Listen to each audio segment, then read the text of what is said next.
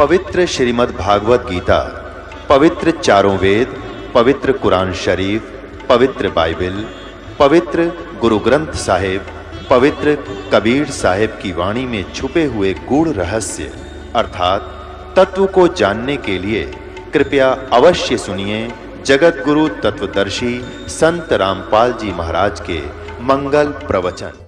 22 अगस्त 1971 को श्री तुलसीदास जी जय गुरुदेव पंथ के प्रवर्तक मथुरा वाले ने ये भविष्यवाणी समझ लो, यथार्थवाणी समझो, उसकी दिव्य दृष्टि काम कर रही थी जब तक, क्योंकि वो पिछले जन्म का पुनकर्मी प्राणी था। और शिवजाल जी जो थे राधा स्वामी पंथ के प्रवर्तक आगरा वाले, उसी पंथ से ये निकला हुआ था।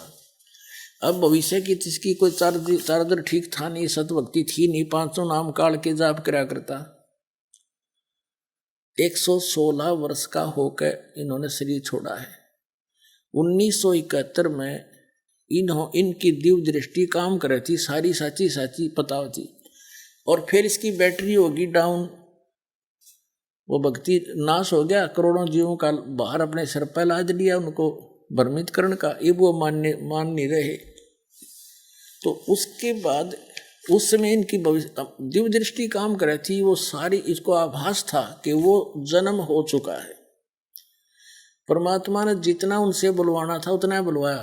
तो लोगों ने पूछा कि जो महापुरुष पूरे विश्व में शांति पैदा करेगा और सब को एक कायदा कानून सिख बनावेगा सबके लिए, तो वो जन्म हो चुका है उसका, वो कहाँ है महाराज जी बता दो। लोग पीछे पड़ लिए उसको पूछने लगे रह कर। तो फिर उन्होंने 7 सितंबर 1971 को, वो तो 28 अगस्त ने उसने कहा, तो लोगों ने पूछा जी महाराज जी फिर बताओ कहाँ है, उसका नाम गाम बता दो, हम दर्शन कर लें जाके। तो उसने फिर क्या कहा है देखिए, ये वही पुस्तक है, यहाँ से इसके 50 पृष्ठ पे 7 सितंबर 1971 को इसने क्या कहा है कि वह अवतार जिसकी लोग प्रतीक्षा कर रहे हैं 20 वर्ष का हो चुका है। यदि उसका पता बता दूं तो लोग पीछे पड़ जाएंगे। अभी ऊपर से आदेश बताने के लिए नहीं हो रहा है, मैं समय का इंतजार कर रहा हूं और सभी महात्माओं ने समय का इंतजार किया है। समय आते ही सबको सब कुछ मालूम हो जाएगा। 7 सितंबर 1971 को इसने कहा कि वो 20 वर्ष का हो चुका हुआ अवतार। पुण्यात्माओं, इस दास का जन्म 8 सितंबर 1951 को हुआ था। 7 सितंबर 1971 को दास पूरा 20 वर्ष का हो गया था और 8 सितंबर को 21 में लाग गया था। तो इस दास के लिए थी वो भविष्यवाणी पुण्यात्माओं। और फिर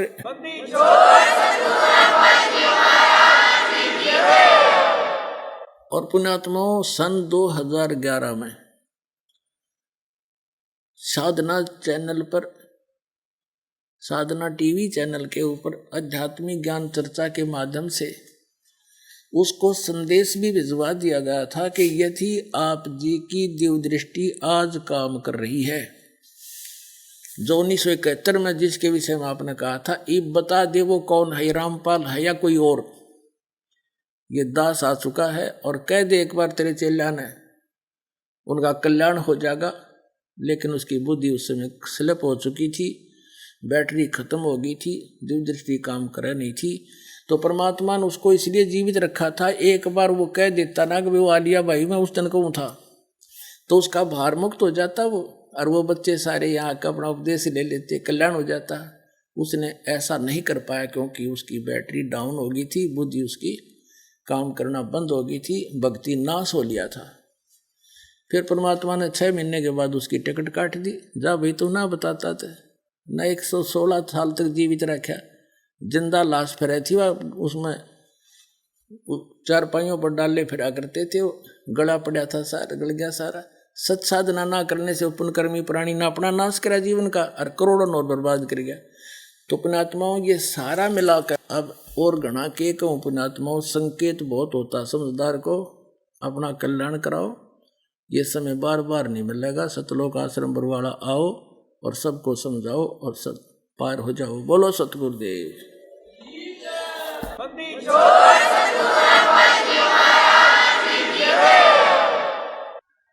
परम पिता परमात्मा पूर्ण ब्रह्म सारी सृष्टि के रचनहार कुल मालिक कबीर देव कबीर परमेश्वर जी की असीम रजा से आप सभी पुण्यात्माएं यथार्थ आध्यात्मिक ज्ञान सुन रहे हैं।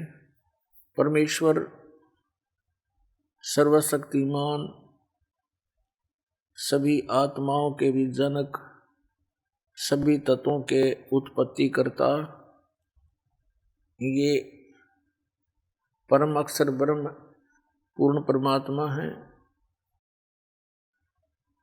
और वही परमेश्वर बनारस के अंदर काशी शहर में एक धानक दुल्हा रूप में प्रसिद्ध हुए और वे प्रसिद्ध कवियों में से भी एक कवि कहलाए। हम अपने परमात्मा को ना पहचान कर हमने उस परमपिता को एक कवि और एक जुलाहा शूद्र वर्ण का जानकर उनके द्वारा दिए गए ज्ञान को तो हम पढ़ते रहे, लेकिन हम उनको परमात्मा नहीं मान सके, क्योंकि हमें उस लाल की परख कराने वाला कोई तत्वदर्शी संत मिला नहीं। और जिन महापुरुषों ने कोशिश की, जिनको स्वयं परमात्मा मिले थे, उनकी बात हमने मानी नहीं, क्योंकि हम अशिक्षित थे। अब परमेश्वर कबीर जी की असीम रजा से आप जी शिक्षित हुए, अक्षर ज्ञान प्राप्त हुआ और इस दास को तत्वदर्शी संत बनाकर आपके लिए यहाँ भेजा। अब हम उस परमात्मा को पहचानेंगे, उनके द्वारा बताए गए ज्ञान को जानेंगे और हम अपना आत्म कल्याण करा के सतलोक चले जाएंगे। परमेश्वर ने स्वयं आकर हमें ज्ञान दिया कि तुम यहाँ के वासी नहीं हो, आपका यहाँ ठौर ठिकाना नहीं है। आग गए ना बावड़े रहते भी सब जाही, बिन साहेब की बंदगी कहीं ठौर ठिकाना नहीं। जैसे मोती ओस का ऐसी तेरी आव, कहे कबीर करो बंदगी बोर न ऐसा दाव। पुण्यात्मा, हम सभी प्राणी यहाँ काल के जाल में बुरी तरह जकड़े हुए हैं। ऐसा सुनियोजित षड्यंत्र है इस काल भगवान का। ये जीव सतर की बुद्धि इसको समझ नहीं सकती। परमेश्वर ने आकर के स्वयं ये ज्ञान बताया कि तुम यहाँ रह रहे हो, ये तुम्हारा ठिकाना नहीं है और यहाँ कोई भी प्राणी सुखी नहीं है। और आप जी ने इस झूठे सुख को सुख मान रखा है। कौन से सुख को? किसी के पास संपत्ति हो गई ज्यादा, संतान हो गई, 2-3 अच्छा कारोबार हो गया, परमात्मा कहते हैं आपने इसी को सुख मान लिया। फिर हमें याद दिलाते हैं झूठे सुख को सुख कहे ये मान रया मन मोदे, ये सकल चबीना काल का कुछ मुख में कुछ गोदे। कबीर परमात्मा कहते हैं कि आप जी जिस लोक में रह रहे हो ये काल का लोक है, कसाई का, और ये प्रतिदिन 1 लाख मानव शरीरधारी प्राणियों का आहार करता है। और अपने आहार के लिए ही आप जी को यहाँ जैसे कसाई बकरे पालता है, बकरियां पालता है, ऐसे आपको पाल रखा। ये आपको यकीन हो या ना हो, ये सच्ची बात समझ लेना। ये भगवान की बताई बात है, भगवान का दिया ज्ञान है, और हम प्रतिदिन देख भी रहे हैं। ये कोई स्थान है? सारा जीवन हम संतान उत्पत्ति करते हैं, उनके प्यार में, लाड में हम कितने मस्त रहते हैं, कितना अच्छा लगता है। 1 मिनट में या तो माँ मर जाएगी या बेटा बेटी मर जाती है। एक एक परिवार के 3-3, 4-4 सदस्य एक्सीडेंट में या किसी अन्य हादसे में खत्म हो जाते हैं, और फिर क्या है, क्या बचा उनके पास? एक बहुत ही दुर्दांत कथा अभी पीछे पेपरों में प्रकाशित हुई थी।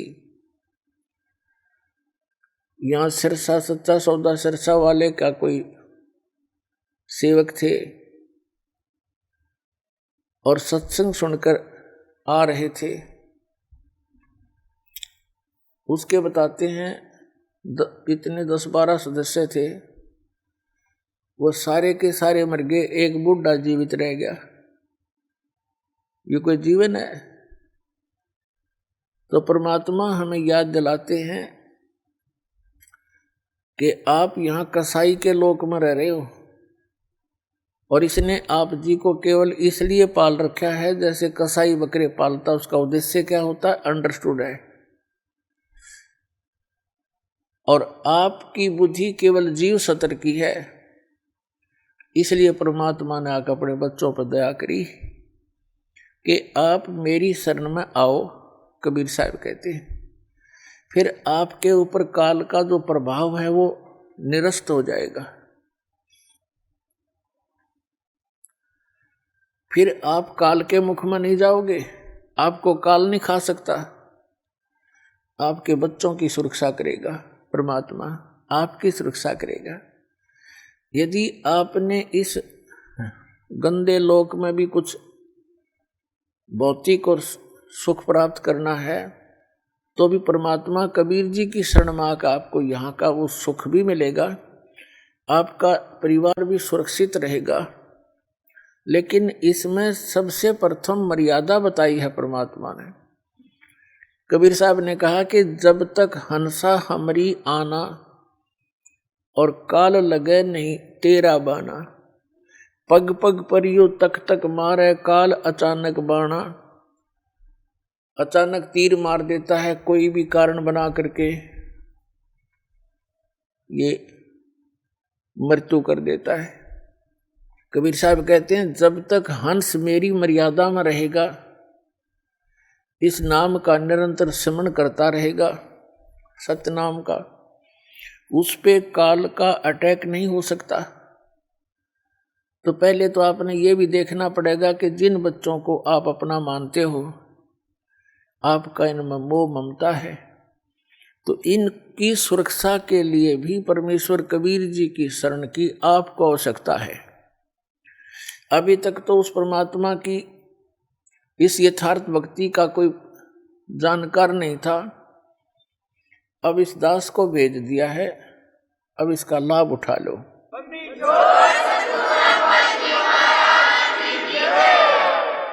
और फिर आप भी सतलोक जाओगे, आपका परिवार भी सतलोक जाएगा। आप पहले चले जाओगे, ये बाद में भक्ति करके आ जाएंगे। जैसे आपका यहाँ जुगाड़ जुड़ गया, ऐसे ही वहाँ जुड़ जाएगा सतलोक में, ऐसे ही परिवार हो जाएगा। फिर वो परिवार आपका ऐसा ही प्रिय होगा, और वहाँ कोई दुर्बुद्धि नहीं, कोई विकारी प्राणी नहीं, वहाँ किसी चीज का अभाव नहीं, और सब सुविधाएं, सब सुख आपको उपलब्ध होंगे। आपको जो यहाँ आप सुविधाएं खोज रहे हो, ये सारी सुविधाएं आपको सतलोक में प्राप्त होंगी और वो सदा रहेंगी। तो उसके लिए आपने थोड़ी सी हिम्मत, प्रयत्न, संघर्ष सब करना पड़ेगा। जैसे हम जिस समाज में रह रहे हैं वो इस तत्व ज्ञान से अपरिचित है। ऐसा जानो जैसे आप विद्यार्थी हैं, वो विद्यार्थी नहीं है। तो विद्यार्थी के लिए जो भी कार्य टीचर बताते हैं और विद्यार्थी उनको ठीक रेगुलर उनको कर रहे हैं, तो वो बच्चे सफल हो जाते हैं। तो जैसे आप जी विद्यार्थी यदि विद्यार्थी और पाड़ी ग्वालों को देखकर उन ग्वालों के पास घूमने लग जाए, उन्हीं के साथ सारा दिन धक्के खावे, तो विद्या से वंचित रह जाएगा। तो कहने का भाव ये है, जो भक्ति नहीं कर रहे, परमात्मा की साधना नहीं करते, वो विद्यार्थी नहीं है। उनका अनुसरण करना आपके लिए हानिकारक होगा।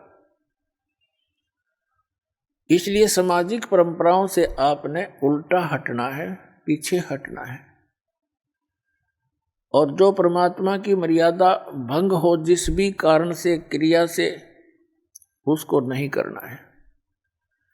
अब जैसे विद्यार्थी अपनी मेहनत करके दिन रात पढ़ाई करके और सफल हो जाते हैं, उनको विद्यालय में किए हुए उस प्रयत्न स्टडी का प्रतिफल फील्ड में मिलता है। जैसे किसी ने अध्यापक की ट्रेनिंग की है, तो वो विद्यालय में नहीं अध्यापक की सुविधा उसको बाहर फील्ड में मिलेगी, अन्य स्कूलों में अध्यापक लग जाएगा। किसी ने डॉक्टर की ट्रेनिंग की है, किसी ने इंजीनियरिंग की है या कोई अन्य पढ़ाई पढ़ी है, तो उसका किया हुआ विद्यालय से बाहर मिलता है। इसी प्रकार आप जी जिनको मानव शरीर प्राप्त है, वो प्राणी विद्यार्थी हैं। इनकी पोशाक भिन्न है अन्य प्राणियों से। तो इसकी ये मोटी पहचान है कि जिनको मनुष्य जीवन प्राप्त है, उनको परमात्मा पाने वाले विद्यालय के अंदर प्रवेश प्राप्त हो चुका है और उनको सब सुविधाएं प्राप्त करा दी हैं घर वालों ने, तो ये समझ लो। और वो बच्चे फिर अपना उद्देश्य भूलकर सांग सिनेमा देखते हैं, शराब पीते हैं, कोठी बंगले बनाने में अपना जीवन नाश करते हैं, तो विद्यार्थी ठीक नहीं, वो महामूर्ख व्यक्ति हैं।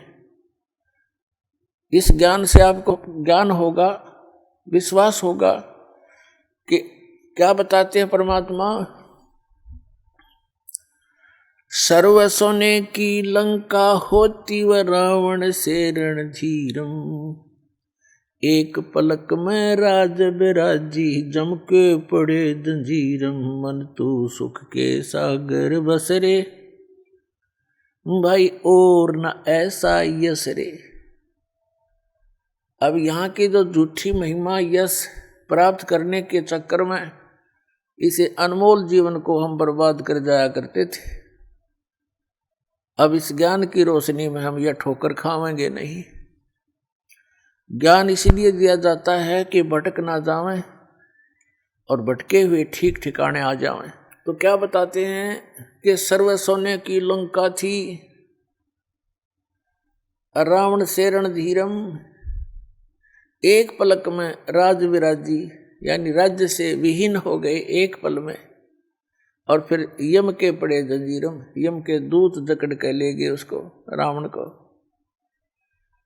परमात्मा कहते हैं आप जी यहाँ परमात्मा की इच्छा छोड़कर सतलोक जाने की इच्छा के अतिरिक्त अन्य जो भी इच्छाएं पाले बैठे हो, आपके लिए बड़ी भयंकर है ये। आप बालक हो, परमात्मा कितनी बार आए हैं, असंख्यों बार यहाँ आ लिए अपने प्यारे बच्चों को इस कष्ट से निकालने के लिए, लेकिन काल भगवान ने, यहाँ के स्वामी ने हमारे को इस झूठे सुख की भांग प्या रखी है। इस भांग के नशे में हम परमात्मा को ना पहचान पाते हैं, ना अपने कष्टों को कष्ट जान पाते हैं। इस तत्व ज्ञान की रोशनी से यह भांग उतरेगी और ये नशा आपका कम हो जाएगा। रात को भी निद्रा आनी बंद हो जाएगी। परमात्मा की ये जो ज्ञान है, परमात्मा की महिमा आपको रह रह कर याद आओगी।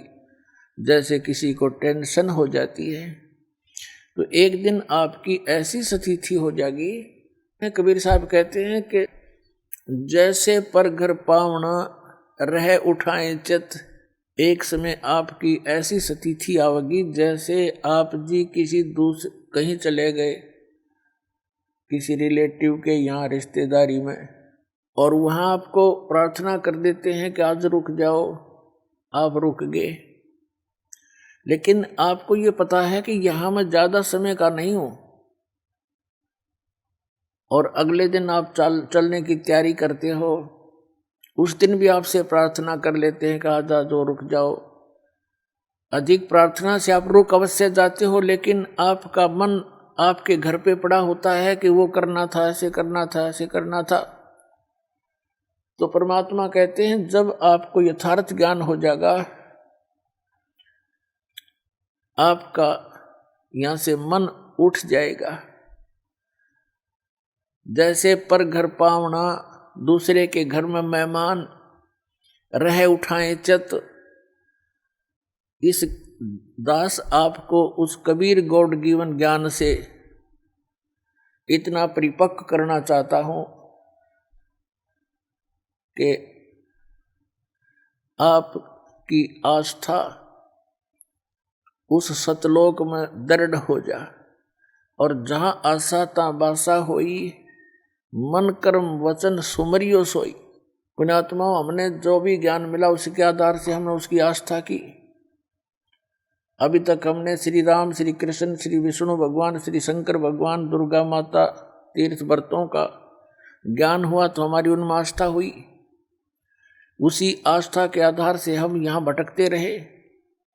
अब आपकी श्रद्धा, आपकी आस्था उस सतलोक में दृढ़ करनी है, और दृढ़ ज्ञान से होगी। मुक्ति इस नाम से होगी जो दास आपको देगा।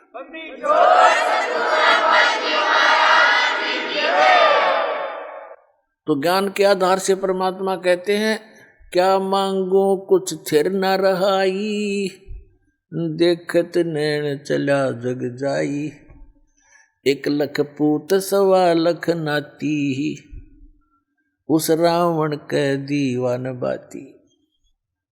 परमात्मा याद दिलाते हैं किसी के संतान नहीं है, वो केवल संतान की ही रट लगा रखी है, भगवान संतान दे, भगवान संतान दे। अब उसका दोष भी नहीं बेचारे का, क्योंकि इस काल भगवान ने हमारे अंदर एक ऐसी प्रेरणा बना रखी है, ऐसा समाज बना रखा है कि पुत्र नहीं हुआ, संतान नहीं हुई तो कोई जीवन नहीं मनुष्य का। ये तो बालकों वाली बातें हैं।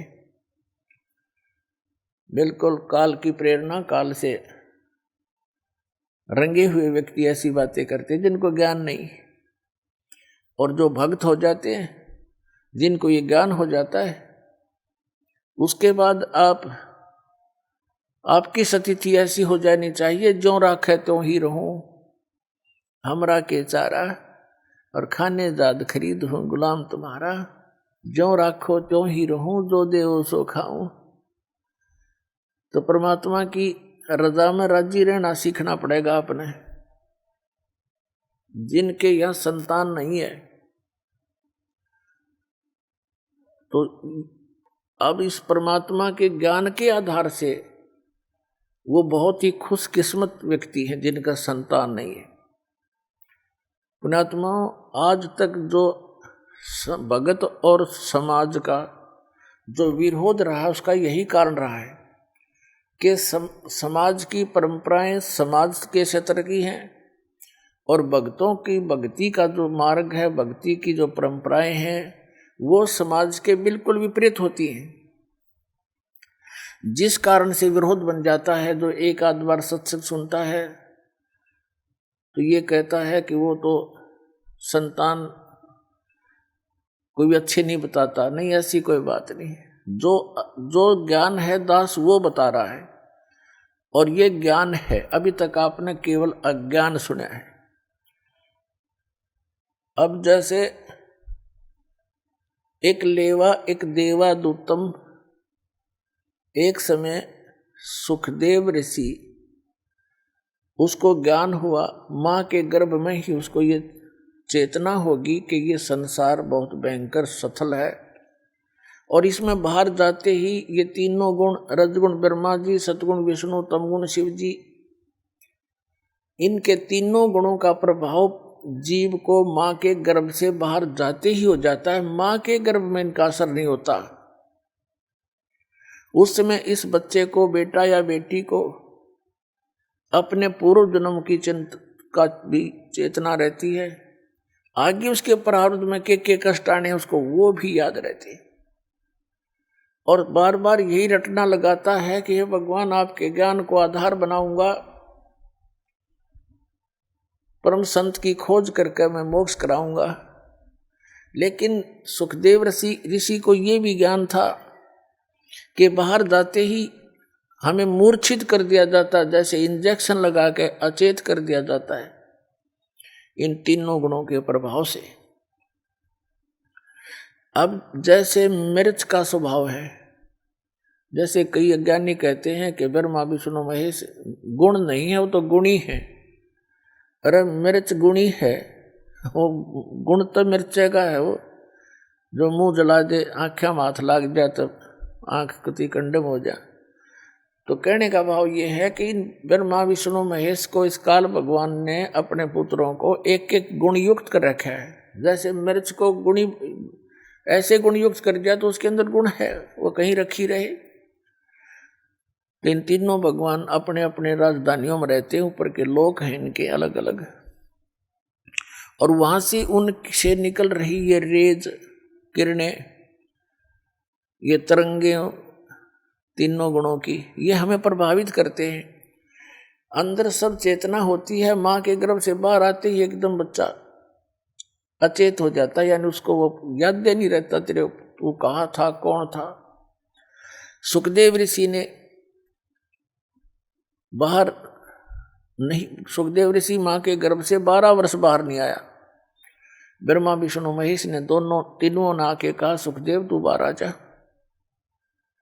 और ये मर्यादा भंग मत कर हमारी। 9 महीने के अंदर माँ दुखी हो लेती है गर्भ में, गर्भ के पीरियड में, और तुम 12 वर्ष हो गए, या मर्यादा मत बिगाड़े। तब सुखदेव ऋषि ने कहा, भगवान बाहर आते ही आपके तीनों गुण हमें अचेत कर देते हैं, हम भूल जाते हैं उद्देश्य को। आप जी अपने इस त्रिगुणमयी माया को कुछ समय के लिए रोक लो, तब मैं बाहर आऊं। तब उन्होंने कहा, भाई ये तो जबरदस्त प्रेशर है, अधिक समय तक हम रोक नहीं सकते। फ्रिक्शन ऑफ सेकंड, यानी पल के भी कुछ हिस्से तक हम इसका इतनी देर रोक सकते हैं। सुखदेव ऋषि ने कहा, तुम इतनी देर रोक दो। कहते हैं इतनी देर उन्होंने माया रोकी थी, इतनी देर में माँ के गर्भ से बाहर आ गया, वो चले गए। अब सुखदेव ऋषि अपनी और नाल को कमर पे रख के चल पड़ा, कंधे पे। व्यास जी, ऋषि व्यास की पत्नी से उसका जन्म हुआ, तो व्यास जी ने कहा, बेटा दर्शन दे, अरे सूरत तो दिखा दे। अपुत्र मोह के अंदर वो बहुत व्याकुल था, और कहा, तेरा मैंने 12 वर्ष इंतजार किया, पुत्र के दर्शन करूंगा, तो बात तो सुन ले मेरी। तब सुखदेव ऋषि ने कहा था कि एक लेवा एक देवा दूतम, और कोई किसी का पिता नहीं पूतम। ऋषि जी, ना जाने कितनी बार तू मेरा बाप बन लिया, और ना जाने कितनी बार मैं तेरा बाप बन लिया। या बूंदी बीमारी है, मेरा रोग कट दे। ऐसे मुड़ के नहीं देख रहा, चलता चलता बातें कर रहा है। एक लेवा एक देवा दूतम, और कोई किसी का पिता नहीं पूतम। ये ऋण संबंध जुड़ा एक ठाठा, अंत में सब 12 बाटा। इतना कहकर वो आकाश में उड़ गया सुखदेव ऋषि। पूर्व जन्म के भक्ति शक्ति से उसकी बैटरी चार्ज थी, आकाश में उड़ गया। व्यास जी खड़ा खड़ा देखता रह गया। तो पुण्यात्माओं, यहां आपस में जो आप जैसे कोई रिश्तेदारी से जुड़े हो, पिता पुत्र बनकर जुड़े हो, पुत्री बेटी पत्नी बनकर जुड़े हो, ये आपका ऋण संबंध है, पिछला संस्कार है। कोई लेने आ रहा है अपने कर्जा, कोई देने आ रहा है। एक लड़का इतना लायक है, अपनी कमाई करता है, मजदूरी मेहनत जो भी करता है, और पिताजी शराब पीता है, तो वो पिता उस बालक से पिछले जन्म का कोई ऋण ले रहा है। एक ऐसा पिता है, सारी उम्र माया जोड़ता है और पुत्र उसका फिर सिर फोड़ता है और शराब पीता है, गाड़ी खरीदने की जिद कर लेता है, यानी उसका नाश करा कर छोड़ दे। तो कहने का भाव ये है, एक लेवा एक देवा दूतम, कोई किसी का पिता नहीं पूतम। ऋण संबंध जुड़ा एक ठाठा, अंत में सब 12 बाटा। 12 बाट का अर्थ अपने अपने रास्ते जाएंगे। जहाँ संस्कार पूरा हुआ वही मृत्यु हो जाएगी। जब तक आप कबीर परमेश्वर की शरण में इस दास के माध्यम से नहीं आओगे, तब तक आपका एक जैसा भी संस्कार है वही मिलेगा, उसमें कोई परिवर्तन नहीं हो सकता। तो उसके आधार से आप अपना केवल ऋण ही चुका रहे होते हो। बेटा मर गया, माता पिता भाई बहन सब शेष बचे हुए टक्कर मारते रहते हैं, मारे जाओ। अब वो तो आने से रहा, उसका समय पूरा हुआ, उसका ऋण खत्म हुआ, जितना लेना था वो लेकर चला गया।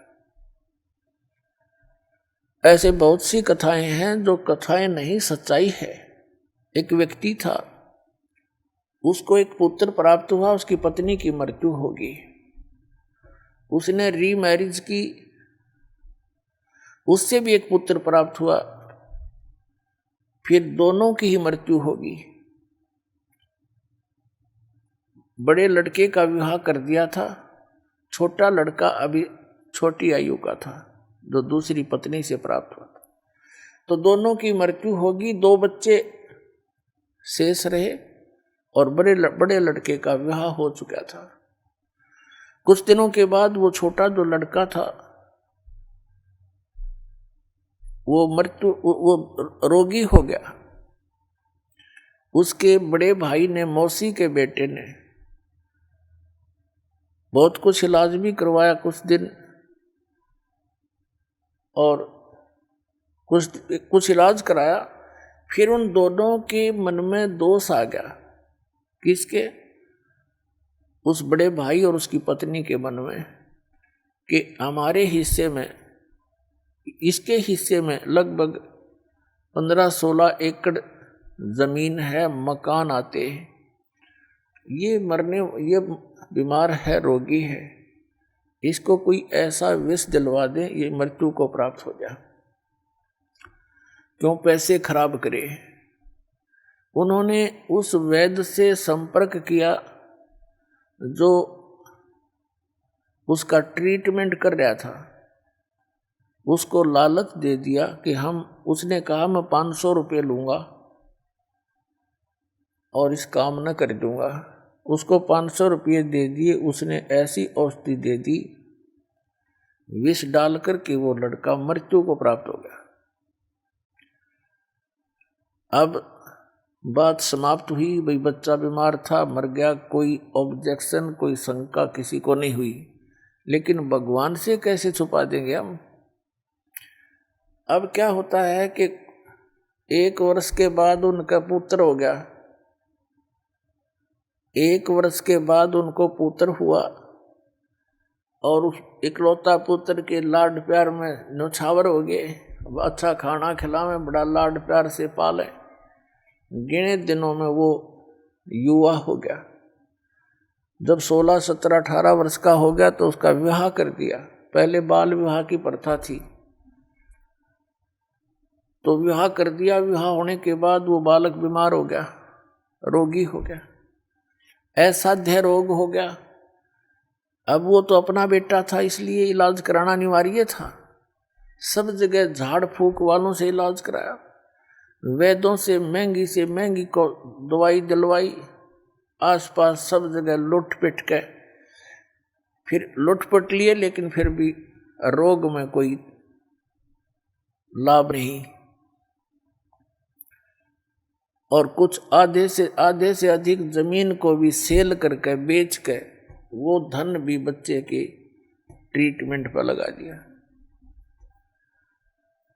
एक दिन वो दोनों बैठे बैठे उस बच्चे के मुंह की तरफ देख रहे थे। चारपाई पकड़ चुका था, अस्थि पिंजर शेष था।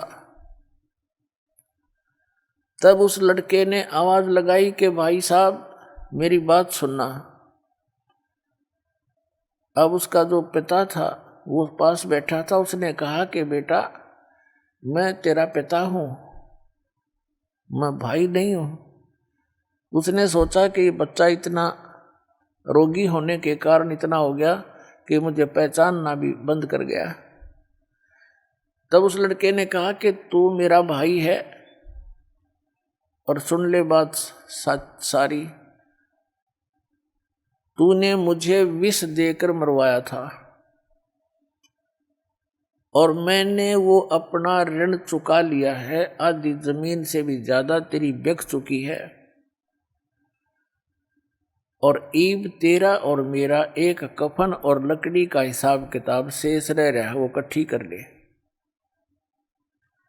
मैं तेरा वही भाई हूं, तेरे पुत्र के रूप में जन्मया हूं। अब उनको आंखें खुल गई उनकी। कहने लगा भाई बात सुन, मेरा तो कुल नाश हो गया क्योंकि इकलौता पुत्र था और आश्रय ही नहीं। 20 साल ब्याह 20 वर्ष से ऊपर विवाह को हो गए हैं, उसके बाद कोई संतान नहीं। मैंने तो जैसा किया था मेरे को परिणाम मिल गया, मिलना चाहिए था मेरे जैसे नीच ने। पर भाई एक बात और बता दे, इस जो लड़की तेरे विवाही आई है इसका क्या दोष है? अब उस समय सती प्रथा थी, पति मरने के बाद उसकी पत्नी को जीवित जलाया जाता था लकड़ियों में। तब उसने पूछा कि इस लड़की का क्या दोष है जो तेरी पत्नी है?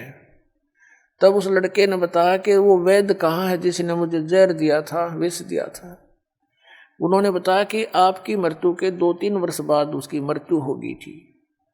उस लड़के ने बताया कि ये मेरी पत्नी वो वैद्य है, इस दुष्ट को अब सजा मिलेगी। यूं कहकर वो प्राण त्याग गया। पुण्यात्माओं, ये 100 की 100 सत्य बातें हैं, क्योंकि जब तक हमें परमात्मा का डर नहीं होता हम इनको कान्हा पर कटाड़ देते हैं। कोई ये कह सोचता है कि वैसे कथाएं नहीं।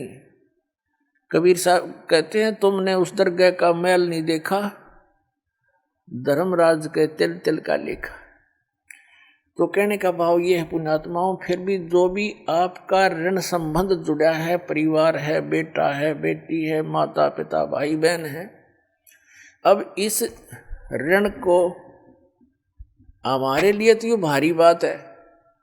जैसे किसी का 1-2 लाख रुपया कर्जा हो, उसकी मित्रता किसी अच्छे सेठ साहूकार से हो जाए जिसका करोड़ों की संपत्ति हो, तो उसने उसके ऋण मुक्त करने में 2 मिनट लगेंगे। 2 लाख रुपये पकड़ा देगा, ले बेटा ले ले, हो जा तेरे जब दे दिए ना तो मत देना। ऐसे भी नेक पुरुष हुआ करते थे। तो ये समर्थ शक्ति कबीर साहब है। आपसे तो ये ऋण उतरा नहीं, क्योंकि जो विधान आपने अपना रखा है, जिस भगवान की आस लिए बैठे हो वो तो कर आपका किया भोग कर ही समाप्त होगा, दुख भी और सुख भी, ऐसा नियम है। और इस परमात्मा का नियम है कि आपके पापों का नाश कर देंगे। पिछला संस्कार सब खत्म हो गया, वर्तमान का जो प्रारब्ध है उसमें परिवर्तन करेगा आपके में। आपके बच्चों को अपने कोटे से धन देगा, आपको प्यार दिलाएगा उनसे, क्योंकि बच्चों को ऐसा ज्ञान दे दिया जाएगा। जिन बच्चों ने आपको सताना था, कोई चोरी करके जेल में जाना था, कोई डाके मारना थे, या शराब पी के आपको तंग करना था, आपकी पुत्री ब्याही जाती है, दामाद दारू पी रहा होता है, पत्नी को लड़की को सताता है, माँ बाप भी रात को बैठकर चिंतित होते हैं। तो ये सब समस्याओं का समाधान, ये संस्कार आपके परमात्मा कबीर जी बदल देगा, तो आपका जीवन सुखी होगा।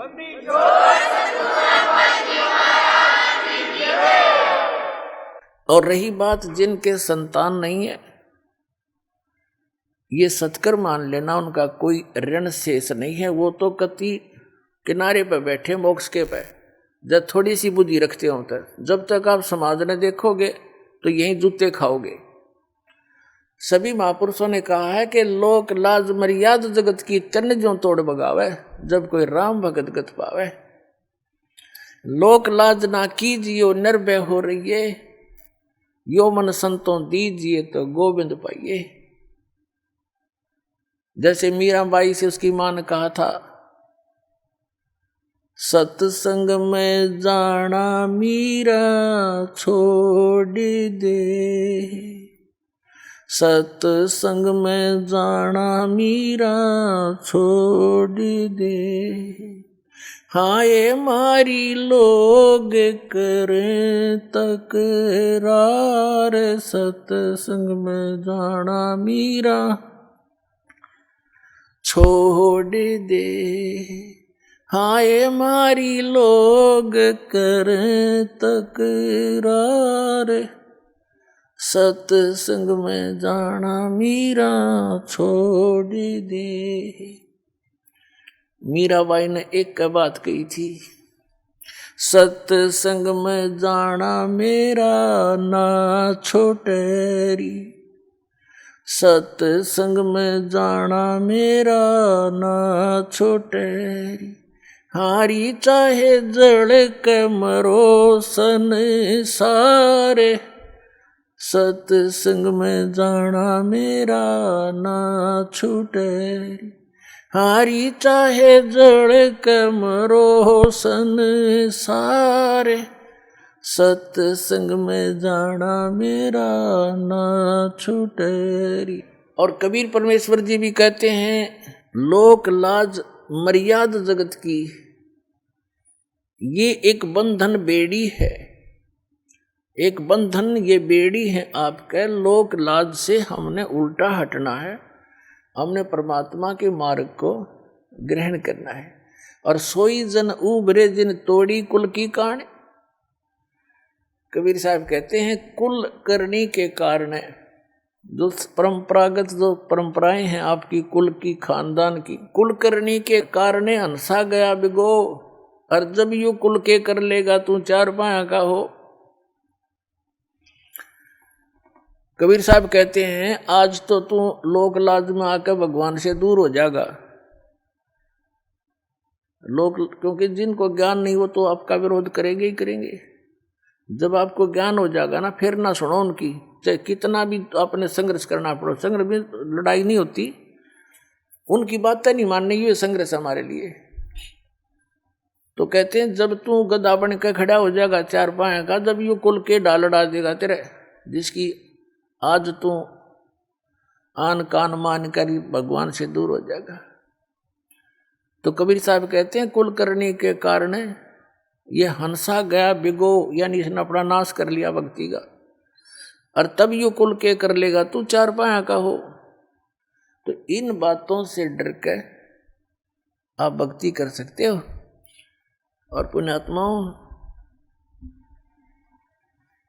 खुद भगवान बतावे, आंखों देखा संतान वो संत बतावे जिनको परमात्मा मिले, और चारों सभी सदग्रंथ बतावे तो फिर उस बात में कोई त्रुटि नहीं होती। ऐसा प्रमाणित ज्ञान आपको इस चौथे युग में ही मिल सकता है, और इस चौथे युग का यही वो प्राइम टाइम है। और धन है आपके माता पिता जिनसे जन्म हुआ, आपका ऐसे समय में जन्म, और ये मनुष्य जीवन और ये क्षेत्र पूरे विश्व में यदि वर्तमान में कोई अक्षेत्र बचा है तो भारतवर्ष का वो अक्षेत्र है कुछ, जिसमें अभी विकार अधिक घर नहीं कर पाए हैं, जैसे मांस, शराब, ये बकवाद। तो अब ऐसे स्थान पर आपका जन्म हुआ। वैसे तो परमात्मा ने, चाहे कोई कसाई भी है, इस भक्ति से, इस परमात्मा के नाम से उनका भी उद्धार होगा, क्योंकि ये मंत्र इतना जबरदस्त है। इसको चाहे कोई भी जाप करो, बुराइयां त्याग दे, जैसे पहले होली सो होली, पिछले सभी पापों का नाश कर देगा ये भगवान। बड़ा दयालु है, इनके पास वो समर्थ शक्ति है। ये मंत्र यथार्थ है, जिसकी थोड़ी भक्ति से भी घना लाभ आपको होगा। तो प्रत्येक प्राणी पार हो सकता है, ये रास्ता ठीक मिल गया। तो क्या बताते हैं, आप वो पुण्यात्मा हैं जो इस मार्ग पर लग रहे हो, किसी ना किसी कारण से आप यहाँ पहुँच रहे हो। आप कोई दुख में यहाँ आया है किसी से सुनकर कि वहाँ ऐसे राहत मिलती है, वो तो 100% है, वो तो दुख आपका दूर होगा ही होगा।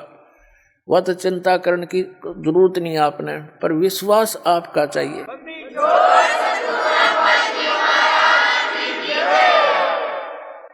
और जब तक दुख दूर नहीं होंगे तो भक्ति में रुचि नहीं बन सकती, कभी भी नहीं बने। और जब आपके एक संकट निवारण होंगे, आपकी आत्मा गदगद होगी और अधिक भक्ति करने दिल करेगा। आइए अब हम उन श्रद्धालुओं के अनुभव जानते हैं जो जगत गुरु तत्वदर्शी संत रामपाल जी महाराज जी से दीक्षा प्राप्त कर चुके हैं तथा उनके द्वारा बताए गए भक्ति मार्ग पर चल रहे हैं। नमस्कार सर। नमस्कार जी। सर क्या नाम है आपका? मोहित कुमार। मोहित जी आप कहाँ से हैं? मैं यूपी डिस्ट्रिक्ट औरैया उत्तर प्रदेश से। मोहित जी, संत रामपाल जी महाराज से नाम दीक्षा आपने कब ली? मैंने 13 अक्टूबर 2019 में। संत रामपाल जी महाराज से नाम दीक्षा लेने से पहले क्या आप कोई भक्ति साधना भी करते थे? जी सर, मैं जो है सतपाल जी महाराज हंसा देश के, मैं उनसे नाम दीक्षित था। और मुझे जो है 6 से 7 साल तक मैं उनसे नाम दीक्षा लिया था, तो मैं उनसे नाम दीक्षित भी था, उनकी बताई हुई भक्ति मार्ग पे भी चल रहा था। और साथ में जो है सभी देवी देवताओं की, शंकर जी की, दुर्गा जी की, और भी जितने भी देवी देवता हैं उनके साथ में भक्ति करता था। संत रामपाल जी महाराज की शरण में आप क्यों आए, क्या कारण रहा? देखिए, संत रामपाल जी महाराज जी की शरण में मैं आया क्योंकि मेरे जो है प्रश्न थे। सर क्या प्रश्न थे आपके? मेरे प्रश्न थे कि जैसे कि भगवान कहाँ रहता है, भगवान कैसे मिलेगा और किसने देखा है, ये सब प्रश्न थे। और मैं भगवान की खोज में बहुत ज़्यादा मतलब कि भटक ही रहा था। और फिर मैं विनती करता था कि भगवान है कहाँ। मैं सभी संतों से, महात्माओं से प्रश्न भी किया करता था, विनती भी करता था, जैसे कि मीराबाई हुई, ध्रुव प्रहलाद हुए, हनुमान जी हुए, इत्यादि जितने भी सभी मतलब कि कथाएं जो आती हैं ना संत महात्माओं की, उनकी कैसेट भी सुनता था। तो मैं इन सभी से अंदर ही अंदर मतलब प्रार्थना करता था कि आपने अगर प्रभु को देखा हो, कहीं पे भगवान को देखा हो, आपको भगवान मिला हो, तो मुझे वो रास्ता दिखाओ। क्योंकि मेरा मेन उद्देश्य था बचपन से कि भगवान की भक्ति करना है, क्योंकि मैंने अभी तक भक्ति नहीं किया और भक्ति बिना पार हो नहीं पाएंगे। इस वजह से मैं भगवान की खोज करता रहता था और ये मेरे को ये प्रश्न के जवाब मिल नहीं पाते थे, क्योंकि मैंने पहले से प्रैक्टिस भी कर रखा था मतलब कि 3 से 4 घंटा मेडिटेशन करने का। तो मेरा मतलब प्रण था कि मैं धीरे धीरे करके अपने मेडिटेशन को बढ़ाऊँ। मोहित जी, जैसा कि आपने बताया कि आप सतपाल जी महाराज से 6-7 साल से जुड़े रहे और 3-4 घंटे तक आप मेडिटेशन करते थे, आपकी भगवानों में अटूट श्रद्धा थी, आप किसी भी हद तक भगवान पाने चाहते थे और संत महात्मा भी बनना चाहते थे। तो ऐसा क्यों करना चाहते थे, क्या कारण था? देखिए ऐसा कार्ड बस ये था कि मेरा मतलब था कि मुझे भगवान की खोज करनी है, मुझे भगवान को प्राप्त होना। मैंने अभी तक भक्ति नहीं की है। अगर मैंने किसी भी जीवन में कभी भी अगर मैंने सच्ची भक्ति की होती भगवान की, तो मुझे मतलब कि ये संसार में 84 लाख योनियों में नहीं आना पड़ता और ये मनुष्य जीवन में मेरा हाथ से निकल जाएगा, चला जाएगा। मैंने सुना था कि 84 लाख में एक बार मनुष्य जीवन मिलता है, ये भी चला जाएगा। इस मनुष्य जीवन को मुझे गंवाना नहीं है। मुझे एक बार ये मरना तो हकीकत में मरना है हर किसी को। मैं एक बार अपना जीवन जो है भगवान के लिए कुर्बान करूँगा। मैं भगवान की खोज के लिए मतलब कि मैं मरूँगा, भगवान की खोज के लिए भक्ति करूँगा। मोहित जी, संत रामपाल जी महाराज के बारे में आपको कैसे पता लगा, कैसे आए संत रामपाल जी महाराज की शरण में आप? देखिए संत रामपाल जी महाराज जी की शरण में मैं ऐसे आया कि मैं कंपनी में काम कर रहा था। तो जैसे कि मैंने आपको बताया भगवान के लिए पहले ही खोज रहा था, 3 से 4 महीने तक रोया करता था भगवान की खोज में, पैदल जाया करता था, पैदल आया करता था। इसी बीच में मैं जो है कंपनी में एक सर थे, उनके फ़ोन पर जो है मतलब कि ऑर्डर बुक वाली फ्री संत रामपाल जी की बुक जो आती है ना, उसकी लिंक आ रखी थी। तो उन्होंने शायद फ्री लिंक देख के या फिर फ्री बुक आने के कार्ड में उन्होंने जो है ऑर्डर कर दी। तो वो जब बुक जो है 7 से 8 दिन आ गई। बुक आने के बाद क्या हुआ कि बुक आ गई तो वो उन्होंने बुक जो लेके और जो है कंपनी में और भी सीनियर लोग होते हैं उस बुक का निरादर करने लग गए कि बाबा लोग तो ऐसे ही होते हैं, कुछ नहीं होता धर्म वर्म, ये कुछ भी ऐसे प्रकार की बातें करके जो है उस बुक को रख दिया ऐसे ही। तो वो बुक को मेरे को भगवान की खोज थी और मैं हर धार्मिक पुस्तक पढ़ता था पहले से, अच्छी हो या बुरी हो, जो अच्छा रहता था वो अपने अंदर रख लेता था, बुरा रहता था उससे छोड़ देते थे। तो इस प्रकार से मैंने उस बुक को पढ़ा और बुक को 7 से 8 दिन तक पढ़ा। तो भगत जी उसमें इतना अद्भुत ज्ञान लिखा था कि शायद मेरा मूड घूम गया। अब मैं भगवान की खोज में फिर रहा था तो भगवान से विनती करने लगा, सपनों में भी विनती करने लगा, रातों को भी, दिन में, जब भी वही एक चलता था, हे भगवान अब सच्चाई मुझे बताओ कि आखिर में भगवान है कौन। इस पुस्तक में ऐसा ज्ञान लिखा है, क्या ये पुस्तक का ज्ञान सही है? संसार के लोग जो भक्ति साधना करते हैं, संसार के लोग जिन नियम क्रियाओं को करते हैं वो सही है? तो इस प्रकार से भगवान की खोज कर रहे थे, तो भगवान से विनती कर रहे थे। तो भगवान ने क्या किया, संत रामपाल जी महाराज की कृपा से शायद अब जो है मेरे 7 से 10 दिन में जो है अगली जो है मेरे फ़ोन पे भी वही लिंक आ रखी। तो अब की बार जो है मैंने ज्ञान गंगा बुक ऑर्डर की। पहले जीने की राह आई थी, ज्ञान गंगा आई। तो ज्ञान गंगा जब बुक को मैंने पूरा पढ़ा और कंसेप्ट क्लियर हो गया, तो फिर मैंने उस पुस्तक को भी मैंने पढ़ा। और जब पुस्तक को पढ़ा तो मैंने दूसरी बार जब पुस्तक को पढ़ा तो वो अच्छे से मेरे को समझ में आ गई। तो मैं उसी बीच जो है मैंने उस पुस्तक पे नंबर लिखा था, उस पुस्तक पे कॉल करके मैंने पूछा। तो उन्होंने पूछा कि आप कहाँ से हो? तो इस प्रकार से मैं दिल्ली से बताया। तो उन्होंने बताया कि आप जो है दिल्ली मुंडका आश्रम से नाम दीक्षा ले सकते हो। मोहित जी, क्या एजुकेशन है आपकी और क्या एज है? सर मेरी जो है ग्रेजुएशन फर्स्ट ईयर है, मैं एज मेरी है 23। मोहित जी, आप एक यंग हैं और इस उम्र में बच्चे अपना कैरियर बनाते हैं, अपनी पढ़ाई करते हैं, आप भगवान की तरफ मुड़ गए। उन बच्चों को लिए क्या संदेश देना चाहेंगे जो आज ये कहते हैं कि भक्ति नहीं करनी चाहिए, भक्ति तो बुढ़ापे में करनी है? उनके लिए मेरा तो मतलब एक ही है कि ये मनुष्य जीवन 84 लाख योनियों के बाद मिलता है और एक बार ये मिलता है। हम जितनी भी कर्म क्रिया करते हैं संसार में वो सब भी कर रहे हैं, चलो ठीक है, लेकिन हमें भक्ति की तरफ भी ध्यान देना चाहिए। भक्ति की कोई एज नहीं होती और मौत का भी कोई समय नहीं होता। बचपन हो या फिर बुढ़ापा हो या फिर जवानी हो, भक्ति भी एक अच्छे संस्कार हैं, इसको हमें अपनाना चाहिए। चाहे बचपन हो, चाहे बुढ़ापा हो, चाहे जवानी हो। तो बचपन बच्चा भी कर सकता है, जवान भी कर सकता है, बुढ़ापा भी मतलब कि बुढ़ापे में भी कोई कर सकता है। तो इसकी कोई भी एज नहीं होती है, हर कोई भक्ति कर सकता है जी। मोहित जी, आप भगवान की तलाश में भटक रहे थे और संत रामपाल जी महाराज का आपको ज्ञान मिला, आपने वहाँ से नाम दीक्षा ली। तो भक्ति करने से क्या आपको कोई लाभ भी प्राप्त हुए? सबसे अच्छा और सबसे बढ़िया और प्रमाण सहित संत रामपाल जी का ज्ञान जो है वो जो है मेरे को मिला और उसमें मेरे को शांति है और मेरे के मानसिक शांति भी है बहुत अच्छे से, शारीरिक शांति भी, सब तरह से आर्थिक समस्या भी खत्म है। इस प्रकार से जो है मेरे को सबसे बड़ा है कि आध्यात्मिक ज्ञान मुझे मिला जो कि मुझे जिसकी तलाश थी। संत रामपाल जी महाराज जी की कृपा से जो है मेरी एक नौकरी भी लग गई है और मैं अभी संतुष्ट हूँ। भगवान का सद्भक्ति मार्ग भी मुझे मिला है। संत रामपाल जी महाराज के बारे में अक्सर कहा जाता है कि संत रामपाल जी महाराज देवी देवताओं की या ब्रह्मा विष्णु महेश की भक्ति छुड़वाते हैं, क्या ये बात सही है? देखिए संत रामपाल जी महाराज भक्ति तो नहीं छुड़वाते हैं, बल्कि ये है कि उनकी भक्ति सही बताते हैं। उनके मूल मंत्र क्या हैं, उनकी मतलब कि कैसे भक्ति करनी चाहिए, कैसी साधना करनी चाहिए, ताकि हम इतने सारे देवी देवताओं कभी ये पूजा कर लेते, कभी मंदिर में चले जाते हैं, अगरबत्ती लगाते, प्रसाद चढ़ाते, इस प्रकार की भक्ति नहीं है। बल्कि भक्ति तो वो होती है जो अपने अंदर से आस्था से मन से करनी चाहिए और मन को किसी विकारों में न लगा के एक भगवान ने आस्था रखनी चाहिए। इस प्रकार से जो है सभी देवी देवताओं की जितनी भी ब्रह्मा विष्णु महेश हुए इनकी भी भक्ति बताते हैं, पर एक मूल मंत्र से भक्ति बताते हैं, जबकि उनकी एक मेन साधना होती है। मोहित जी, संत रामपाल जी महाराज किस धर्म को मानते हैं? जी, देखिए कि संत रामपाल जी किस धर्म को मानते हैं, तो ये प्रश्न जो है जो मानव धर्म को मानते हैं संत रामपाल जी महाराज, उन्होंने कहा भी है, उनके वेद भी यही कहते हैं कि जीव हमारी जाति है, मानव धर्म हमारा, हिंदू मुस्लिम सिख ईसाई धर्म नहीं कोई न्यारा।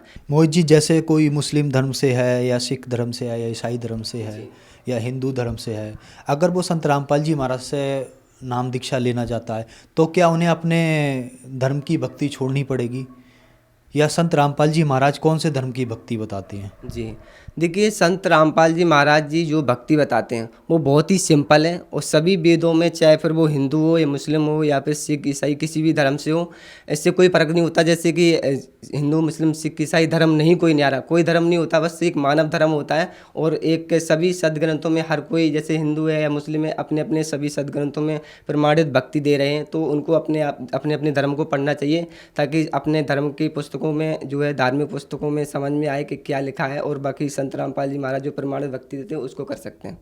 मोहित जी, जो श्रद्धालु आज आपको देख रहे हैं, आप उन्हें क्या संदेश देना चाहेंगे, खास करके हंसा देश पंथ वालों को? जी, देखिए हंसा देश पंथ वालों को मैं यही कहना चाहूँगा कि देखिए आप सभी शिक्षित हो, उस परमेश्वर की कृपा से। अब शायद है कि 40 से 50 वर्ष से पहले कुछ भी नहीं था, इतना ज्ञान नहीं था, इतना मतलब कि विज्ञान नहीं था, तो आज परमेश्वर की कृपा से जो है हमें आज शिक्षित हैं, और हम सभी नकली धर्म गुरुओं से भी जुड़े हुए हैं। मेरा इनसे सभी से ये निवेदन होगा कि आप जो है कृपया संत रामपाल जी का सत्संग सुनिए, और अपने वेदों को संत रामपाल जी क्या बता रहे हैं उसको मैच करिए कि हाँ ये बात सही है या गलत है। आप निर्णय लें, और आप जो भी भक्ति करते हैं उस भक्ति को मैं ये तो नहीं कहूँगा कि त्याग दो, बाकी आप पहले निर्णय लो, निर्णय लेने के बाद कि क्या सही है क्या गलत है, उसके बाद जो है संत रामपाल जी महाराज जी से जुड़ सकते हैं। अगर आपको अच्छा लगता है, वैसे भक्ति तो पूरा प्रमाणित दे ही रहे हैं संत रामपाल जी महाराज। इस प्रकार से अपने धर्म की पुस्तकों को पढ़िए, अच्छे संत रामपाल जी क्या कहते हैं उनसे मैच कीजिए, और संत रामपाल जी महाराज जी से नाम दीक्षा लेकर अपना कल्याण करवाइए। मोहित जी, भक्ति क्यों करनी चाहिए? अगर कोई सुखी है तो भक्ति क्यों करनी चाहिए? देखिए भक्ति इसलिए करनी चाहिए, जिस प्रकार से बच्चे जो होते हैं स्कूल में पढ़ने के लिए एडमिशन करवाते हैं और पढ़ते हैं, वो पढ़ने के से साथ साथ जो अपने आप को कैरियर में समझते हैं कि जो मुझे कुछ हासिल करना है, भक्ति पढ़ाई करने के बाद जो सोचते हैं कि आर्थिक समस्या होती है, नौकरी संबंधित होती है, जो कुछ भी समझते हैं पढ़ाई करने के बाद जो लाभ होने वाले होते हैं, उस लाभ के लिए प्रेरित होते हैं। अब इसी प्रकार से कुछ बच्चे होते हैं कि पढ़ाई नहीं करते हैं तो उनको कुछ भी मिलने वाला नहीं होता। इसी प्रकार से ये मनुष्य जीवन भी होता है। हमें ये जीवन जीते जीते भी भक्ति करनी चाहिए, ताकि जो है हम भगवान को प्राप्त हो सकें सही भक्ति करके। अगर हम पढ़ाई नहीं करेंगे तो 84 लाख योनियों में भी हमें चक्कर काटने पड़ जाएंगे, क्योंकि हमारी बिना मतलब की भक्ति के कुछ भी कल्याण होने वाला नहीं है। इस प्रकार से हमें जीवन में भक्ति भी करनी जरूरी है। सर, क्या आप नशा वगैरह भी करते थे? जी सर, मैं नशा तो जो है करने लग गया था, पहले नहीं करता था लेकिन मैं करने लग गया था। तो संत रामपाल जी महाराज की शरण में आने के बाद क्या आपका ये नशा वगैरह छूटा? जी, देखिए संत रामपाल जी महाराज जी से जैसे मैंने नाम दीक्षा ली, ज्ञान समझा और उनके नियमों का पालन किया, तो संत रामपाल जी महाराज जी का नशा तो क्या, नशा हर प्रकार से चला गया, मेरी सारी बुराई छूट गई। संत रामपाल जी महाराज जी की शरण में आने के बाद सारी बुराई छूट गई। अब मैं अपना जीवन बड़ी शांतिपूर्वक और मानसिक रूप से जिस प्रकार से मैं भगवान की खोज में फिर रहा था, उन सभी प्रश्नों के भी जवाब मुझे मिल चुके हैं। तो अब मैं बिल्कुल अच्छे से हूँ और उस भगवान की भक्ति भी करता हूँ। मोहित जी, संत रामपाल जी महाराज से नाम दीक्षा कैसे ली जा सकती है? देखिए संत रामपाल जी महाराज जी से नाम दीक्षा आप कई तरीके से ले सकते हैं। जैसे तो आजकल तो यह है कि सभी स्टेट में जो है संत रामपाल जी महाराज जी का नामदान केंद्र है, ठीक है, आप पता कर सकते हैं। दूसरी बात ये कि पुस्तक है आपके पास, पुस्तक में भी नंबर लिखे हुए होते हैं, उन पर भी कांटेक्ट करके आप उनसे जानकारी ले सकते हैं। आपके नज़दीकी नामदान केंद्र वहाँ से ले सकते हैं। साथ ही साथ अगर आप टीवी पे देखेंगे संत रामपाल जी महाराज जी का सत्संग आता है, उसमें जो है पीली पट्टी होती है, और इस पीली पट्टी पे जो भी नंबर लिखे होते हैं उन नंबर पर भी कॉन्टैक्ट करके आप जो है उनसे संपर्क कर सकते हैं और जानकारी ले सकते हैं और आप नाम ले सकते हैं। जी, धन्यवाद सर। साहब जी।